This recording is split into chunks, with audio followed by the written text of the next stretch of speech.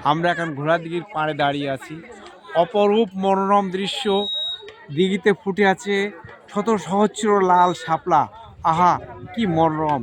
চতুর্পাশে সুন্দর শ্যামল ছায়াঘেরা দিঘির পাড়, অতি মনোরম। আর সেখানে আছি আমরা ফ্যামিলির সবাই। একটা চিত্তাকর্ষক ভ্রমণ বলা যায়। আজকের এই ভ্রমণ চিরস্মরণীয় হয়ে থাকবে আমাদের হৃদয়ের স্বর্ণ মন্দিরে। ধন্যবাদ। ওকে, আল্লাহ হাফেজ। আমরা আসলে সব শেষ করে ওই প্রথমে আমরা মাজার শরীফ দেখে এরপরে নামাজ কালাম করে আমরা এখন এখানে আসছি। এখানে আমাদের আজকে সমাপ্তি হবে। আমরা ঘুরে ঘুরে সব কিছু দেখছি। আল্লাহ হাফেজ। আবার দেখা হবে পরবর্তী কোনো ভিডিওতে।